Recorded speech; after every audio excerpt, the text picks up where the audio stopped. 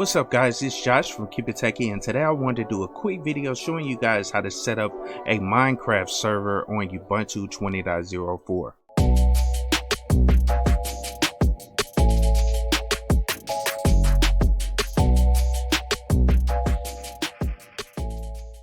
So it's a new year and I wanted to try something new by incorporating some game videos.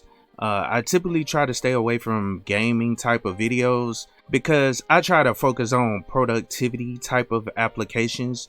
But my son has Minecraft, and he asked me to set up a Minecraft server for him, so him and his friends can actually play Minecraft on their own dedicated servers. So I just went on and set one up on my main server, and then I figured I would show you guys how to actually do this if you have kids that want to play Minecraft, or if you're a Minecraft gamer. This is a great way to set up your own server where you can manage everything on the server. You can give yourself admin rights and, you know, fly around the world or whatever. And sorry, I'm not really a Minecraft player, so I don't know much about the game other than what I've seen from my son. But this would be a good video for you guys that actually play the game and want to set up your own server. So let's get started on that. Okay, cool. So I have my Ubuntu server set up.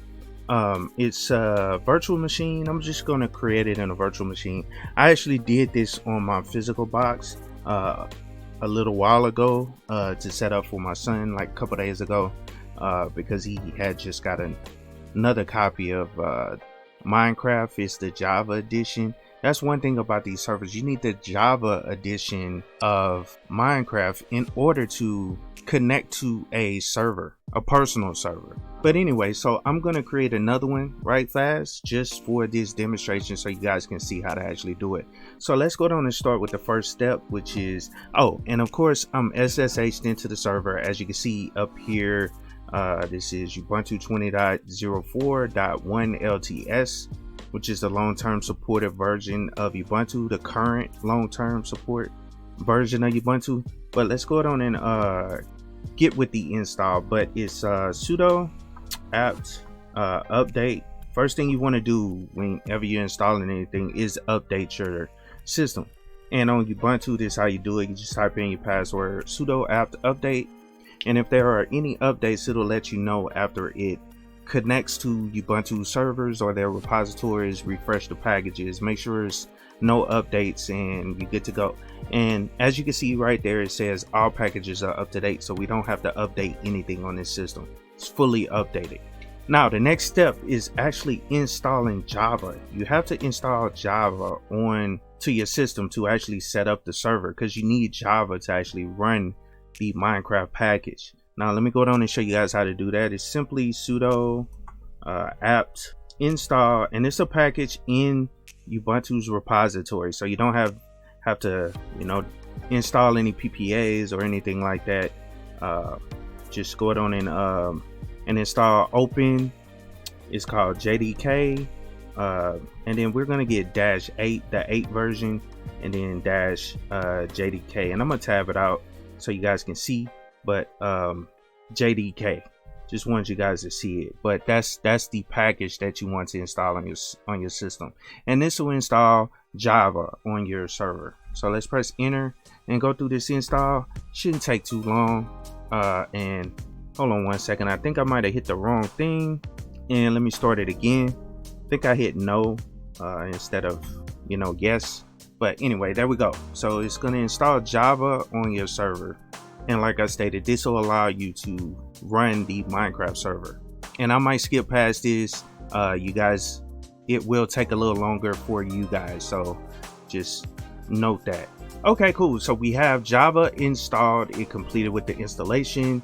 The next thing I want to do is go down and check the version of Java that we have on the system. I want to show you guys that command. So you can just simply type sudo java and then -version.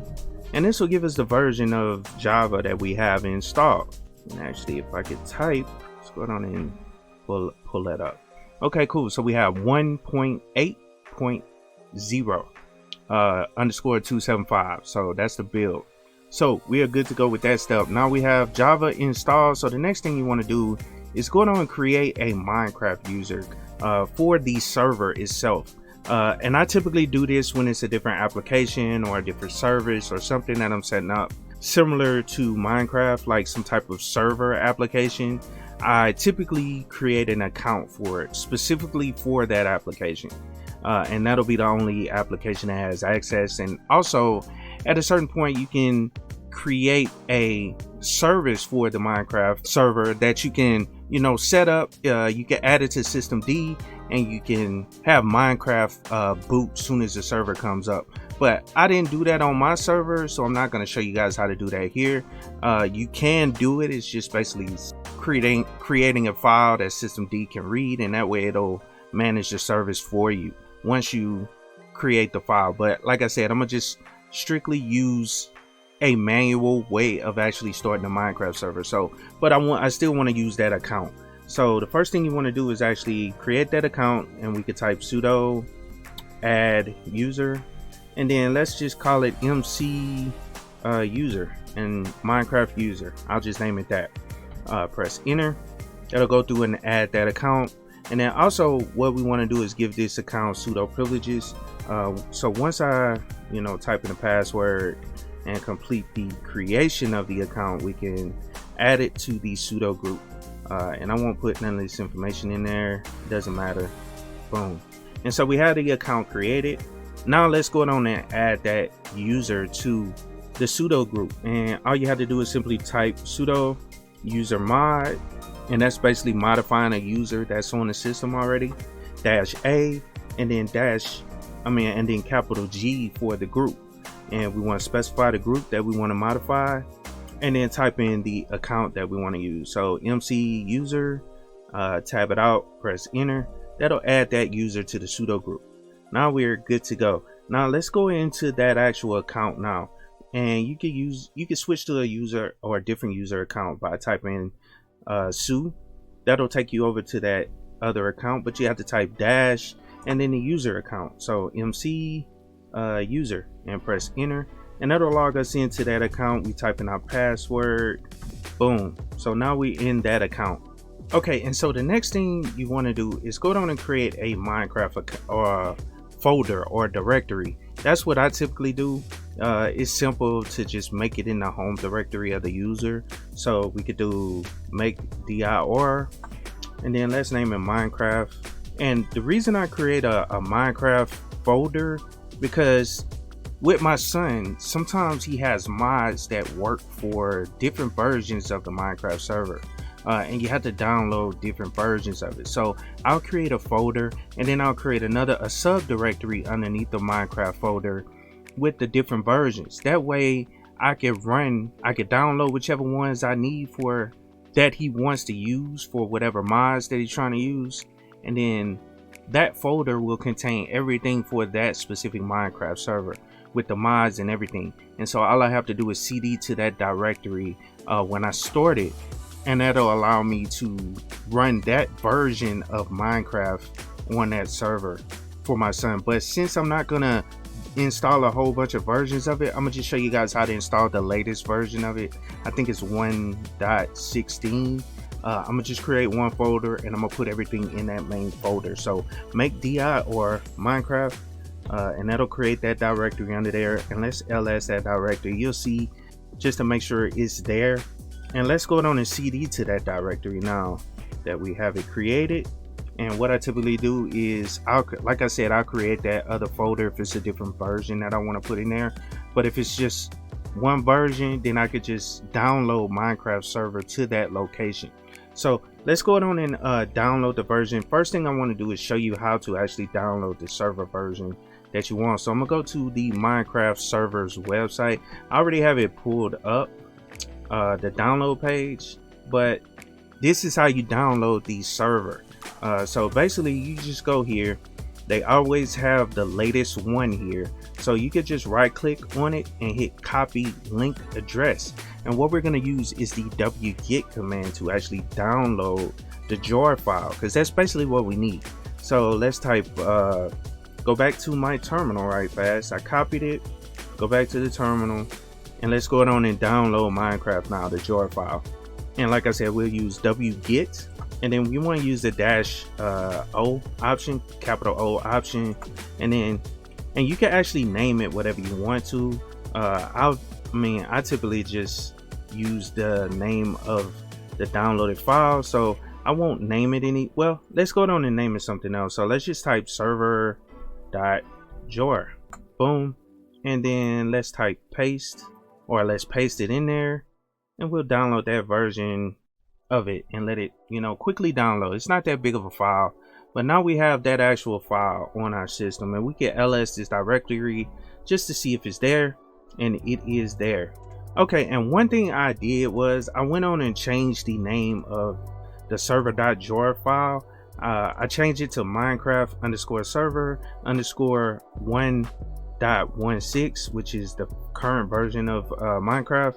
I just wanted to change the name from server.jar, and I forgot to record that port, so I just wanted to explain to you what I just did. But that's that same file. I downloaded it and I just changed the name of it just so it can represent the current version of Minecraft. And I would recommend you name all your files like that. But anyway, the next thing you want to do is actually make this jar file executable. And the way you do that is by using the chmod command. And if you don't know how to do that, but it's simply sudo and then chmod. And then what you want to do is make it executable. So you can just type plus and then X, and that will make any file executable. So like if you have a script or something that you created, or anything in Linux that you want to make executable, it could be Python, whatever, or not Python, it could be like a bash script or something. You have to make it executable you could do it this way by using chmod command. So chmod plus X and then the name of the actual file, and we can tab it out, press enter, and it'll ask for our password, sudo password, and then now that file is executable. And if we ls this directory again, you'll see that it's blue now, and that lets you know that a file is executable as well. That's one thing about the way things show up under the ls file. It'll show it in a different color depending on if it's executable or not.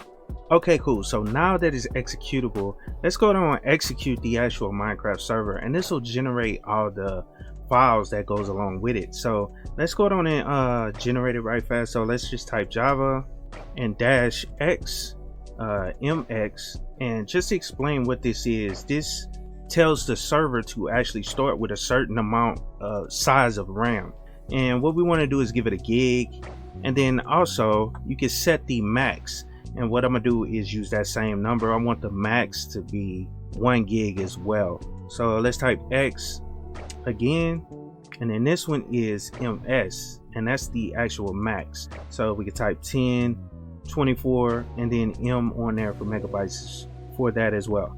Now we have to type -jar, and then let's specify the actual Minecraft server jar file. So mine, and I'm gonna tab it out, but Minecraft_server.1, boom. And then we also want to run it with no GUI. So you have to put another option behind it, just basically saying no GUI, and press enter. And this will actually generate everything for the Minecraft server. Like there's a EULA that you have to kind of sign. So it'll actually fail. And that's what we wanted to do. So now if we ls this directory, you'll see that it generated some files in there. You have a log folder, you have server properties, and you have a EULA.txt file. And one thing you have to do to actually start the server is you have to agree to the EULA. And the EULA, we all know what that is. It's the end user license agreement. So we can go in here. Let's go nano. So nano, and then let's open up the EULA and press enter.